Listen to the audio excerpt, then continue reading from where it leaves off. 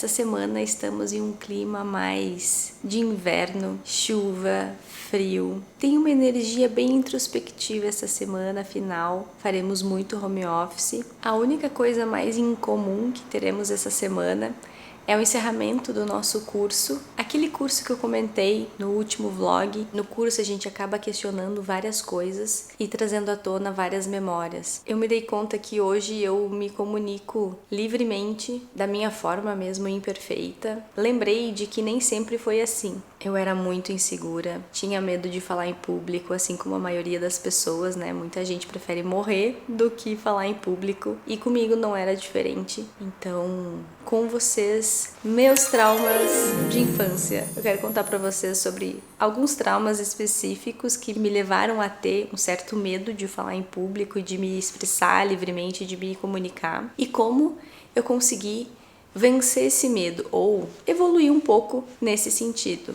Eu espero que, se você também tem esse medo, que você perceba que é possível desapegar dele e evoluir apesar dele. Geralmente nós descobrimos ou criamos nossos medos na infância, e comigo também foi assim. Eu, quando era criança, eu adorava o Natal, porque eu era basicamente o Papai Noel da família. Então eu tenho a lembrança daquela árvore de Natal, os presentes todo embaixo ali da árvore e a minha família reunida. Então eu pegava um pacote de presente, lia o nome da pessoa, falava algo sobre a pessoa, fazia as pessoas rir, eu lembro das pessoas sorrindo, felizes, e entregava esse presente para cada um deles. Então eu lembro do sentimento que eu tinha de estar ali, me comunicando com todo mundo, e nesse momento super divertido, gostoso em família. Porém, em um veraneio em Capão Novo, na praia onde a gente passava as férias, do ladinho de Capão da Canoa, aqui no Rio Grande do Sul, tivemos a brilhante ideia, eu e minhas amigas, de fazer uma performance de Sandy Júnior para todos os vizinhos do condomínio. Então a gente mandou convites para todos os vizinhos, dia tal, hora tal, ao redor da piscina. E chegou o dia e estavam todos lá, para minha surpresa. E eu só sei que eu tenho a memória de eu indo parar embaixo de uma cadeira de praia, apavorada, morrendo de medo de todo aquele público. E eu fiquei me questionando, mas por que, se eu adoro me comunicar com as pessoas, por que essas pessoas estranhas eu não gosto? Eu descobri ali que eu gostava muito de me comunicar em ambientes informais, não para estranhos. Talvez minha mãe tenha dito muito para mim, não fale com estranhos.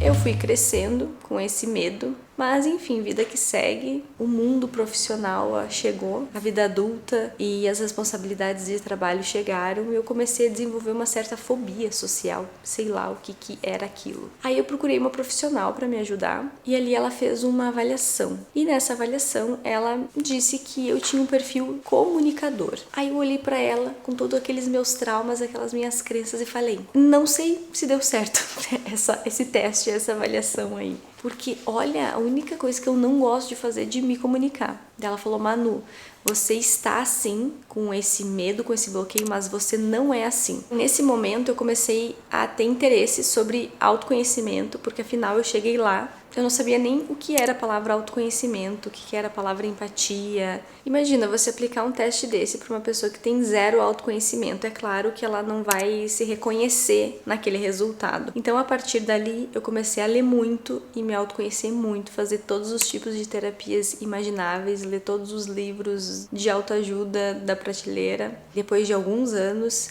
fui para um retiro espiritual. Eu gosto de umas coisas bem namastê, devo admitir. E decidi lá que eu ia fazer meu mapa astral. Ela fez meu mapa e disse para mim, Manu, o teu propósito de vida está relacionado à comunicação. Deu, não pode ser.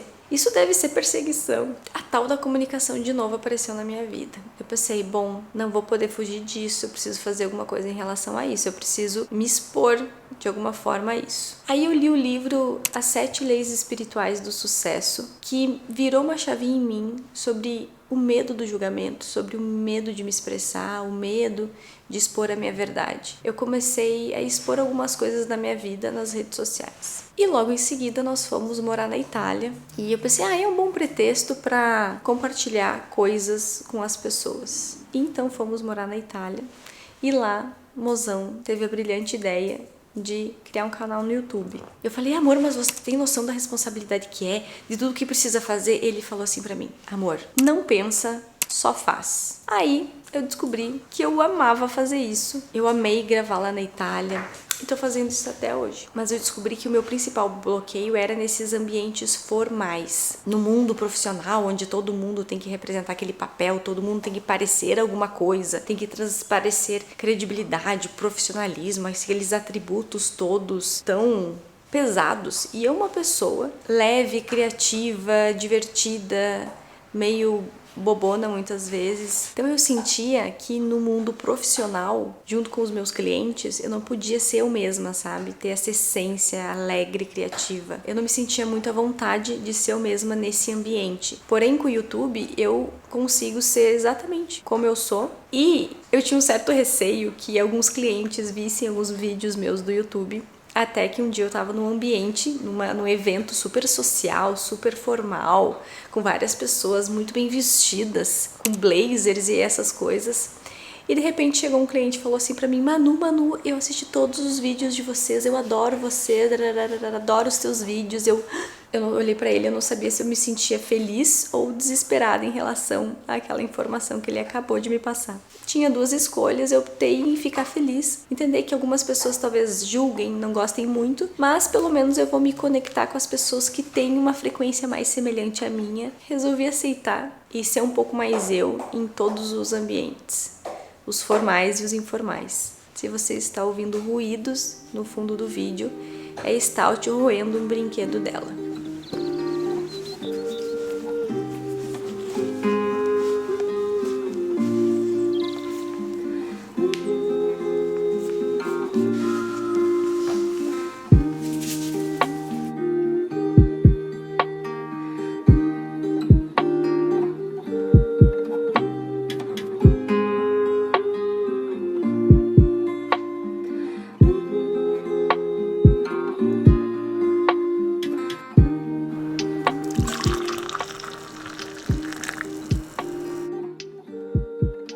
O inverno começou a dar os primeiros sinais por aqui. As janelas já estão úmidas e a coberta já foi para cima do sofá. Confesso que nessas horas agradeço muito por ter a minha rotina de home office.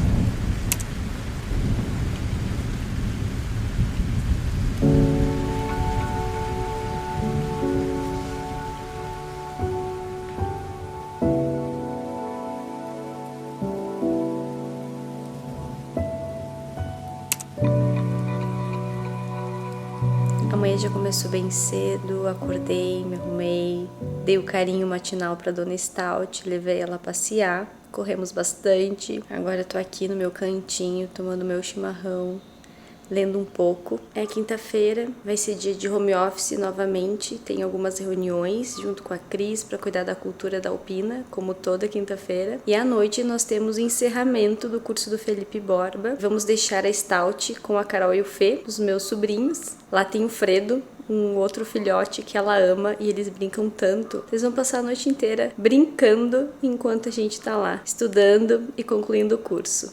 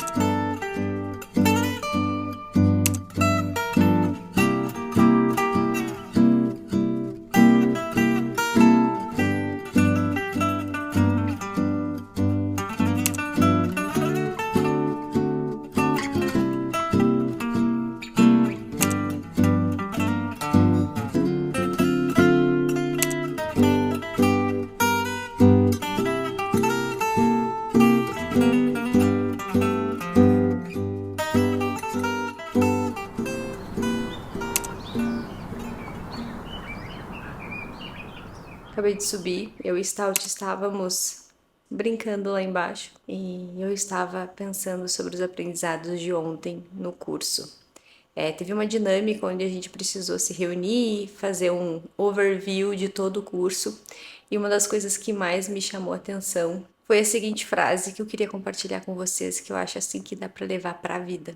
As pessoas, elas não precisam da quantidade do seu tempo, elas precisam da intensidade, da qualidade do seu tempo. Às vezes a nossa família pode ter algumas expectativas, que a gente fique muito tempo perto, sempre perto, né? Aquele apego familiar que muitos de nós temos. E às vezes as pessoas acham que precisam estar todo dia se vendo, todo final de semana juntas, mas sempre rola aquela treta familiar, né? Então pense, bom, se é para eu visitar alguém da minha família, algum amigo, enfim, qualquer pessoa, pense, eu tô levando a qualidade, a intensidade do meu tempo? Sempre quando eu saio de casa, eu tenho em mente de uma forma inconsciente que eu quero levar luz para outra pessoa. Então, quando eu tô num dia meio ruim, às vezes eu prefiro ficar em casa, comigo mesma, no meu cantinho, até me sentir melhor e poder levar luz para outra pessoa. Às vezes a gente acaba indo ver alguém e acaba levando nosso lixo emocional e muitas vezes até estraga o dia da outra pessoa. Então, eu acho que isso não é muito justo e a gente precisa cuidar das nossas relações, sempre levar algo de bom para as outras pessoas. Se você estiver ouvindo um ruído de fundo, é minha máquina de lavar. Eu tive a brilhante ideia de colocar roupa a lavar justo agora quando a gente está conversando. Mas é a vida, né, gente, do dono de casa, a gente precisa lavar roupa. Eu fiz um teste com a minha família, tá? O meu pai, ele adora os filhos reunidos, a casa cheia e tudo mais. Então ele sempre tem aquela expectativa que a gente vá visitar ele todo final de semana. No domingo, nós gostamos de começar o domingo com calma, sabe? Curtir aquela manhã e depois nos arrumarmos e irmos para o Capinguim, para a Casa do Mato. E geralmente a gente chega perto do meio-dia, e é claro que a expectativa dele é que a gente chegasse às 9 da manhã. Então, uma vez eu cheguei lá e eu, bom dia, pai! E ele, mas isso são horas, guria, chegou para lavar louça. Em vez de eu ficar emburrada e reinando que ele me recebeu com uma crítica, o que que eu fiz? Cheguei pro meu pai e falei assim, pai, vamos fazer o seguinte. Eu vou voltar pro carro e o senhor vai me receber diferente. Pensa aí, seja criativo. Então eu voltei pro carro, bati a porta do carro, voltei lá pro meu pai e falei: bom dia, pai, tudo bem? E ele pensou alguns segundos, deve ter pensado: meu Deus, a minha filha é completamente louca. E depois ele reagiu da seguinte forma: bom dia, minha filha, como você vai? Quanto tempo? Abriu os braços, me recebeu de uma forma diferente.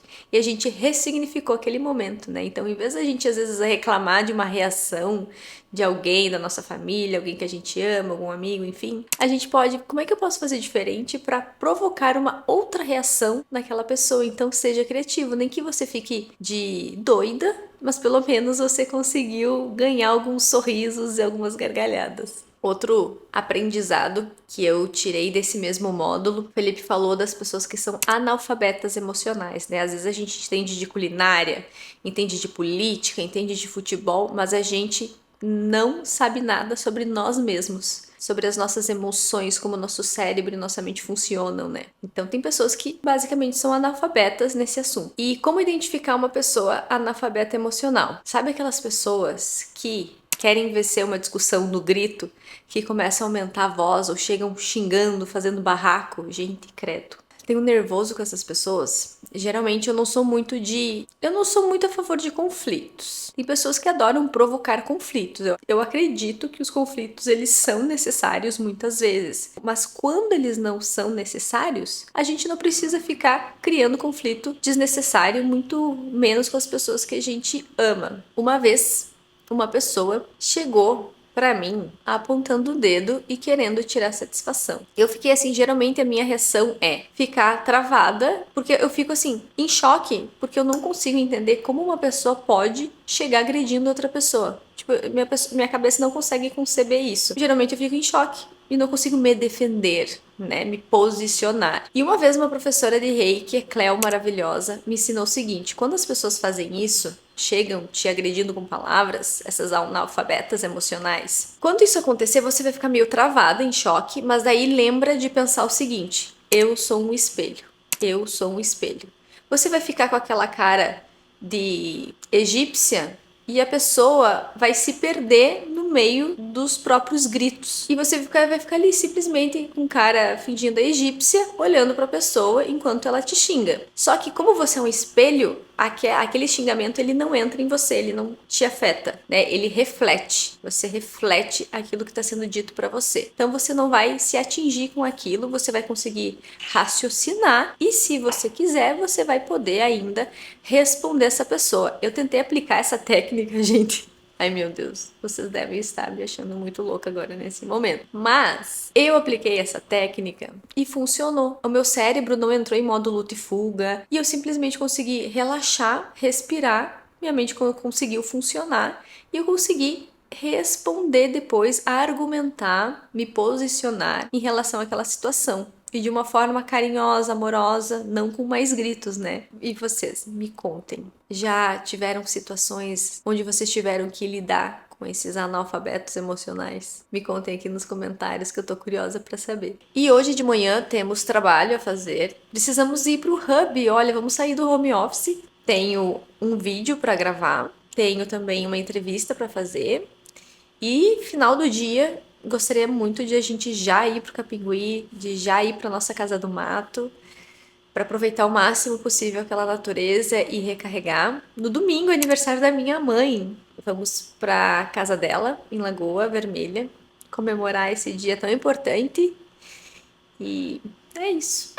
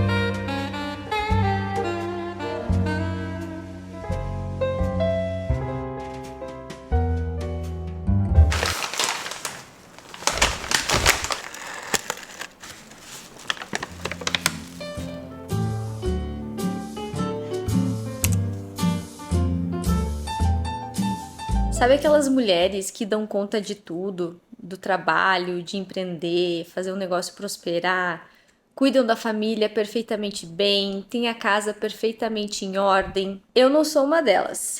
Eu tenho estratégias para facilitar minha rotina e meu dia a dia. Uma delas são as marmitas. Eu tô pedindo toda semana algumas marmitinhas, cozinho uns 2, 3 dias por semana e no resto dos dias como as marmitinhas. Então hoje chegaram as minhas marmitas, gastei R$ 190 para 10 marmitas e elas super resolvem muito bem a semana. É maravilhoso não sujar a cozinha inteira cozinhando, é maravilhoso não precisar lavar a louça depois e é muito prático. Então, em vez de eu gastar toda essa energia fazendo bagunça na cozinha, eu gasto minha energia trabalhando ou descansando. Recomendo, uma ótima alternativa. É uma facilidade que ajuda a rotina a ficar mais produtiva e mais equilibrada. Então são comidinhas bem gostosas, saudáveis, super resolvem.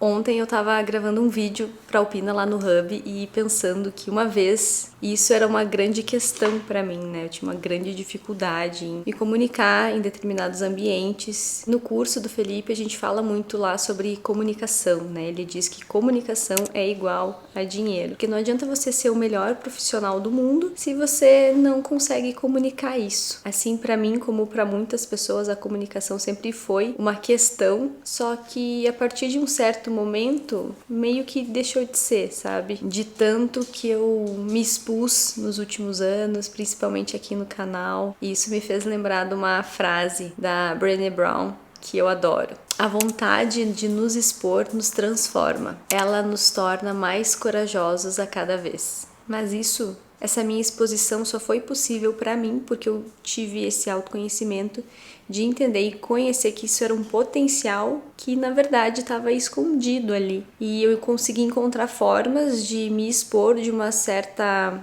forma que fosse um pouco menos desconfortável, num ambiente um pouquinho mais seguro, né? Eu não saí querendo dar uma palestra para um monte de gente. Eu fui me expondo devagarinho nas redes sociais, depois com o canal, depois em um ambiente ou outro, e isso aos poucos foi se tornando mais confortável, né? Uma jornada longa de anos, não é ali e se jogar do penhasco, né? Porque se você for tentar superar um medo se expondo de uma forma muito drástica, isso pode se tornar um problema ainda maior, né? Então tem que ser em doses homeopáticas, aos pouquinhos, que eu acredito que acaba sendo um processo bem mais seguro e assertivo no final das contas.